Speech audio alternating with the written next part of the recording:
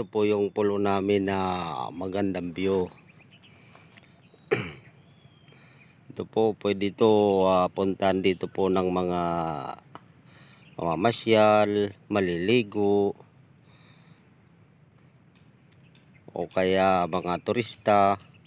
Maganda po dito, maganda pong view dito, magandang lugar. Ang kainaman po dito, yung buhangin po niya, white sand, tsaka napagkalinaw po ng tubig.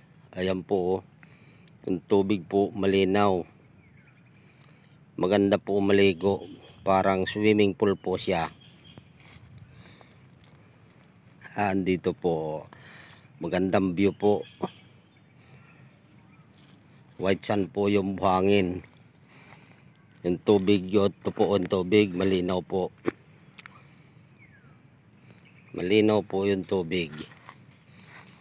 Ayun po, malayo po yan doon yung pag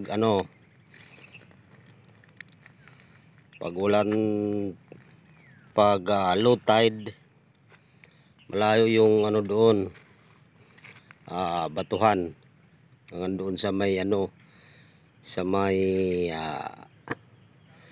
alon na malalaki,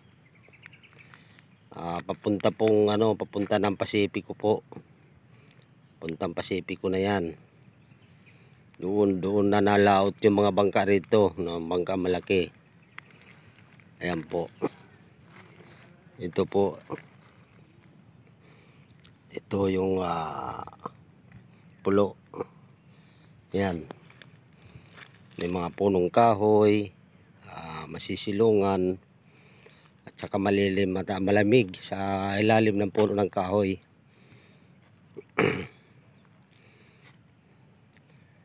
Dito magandang tanawin, maganda ang buhangin dahil white sand siya.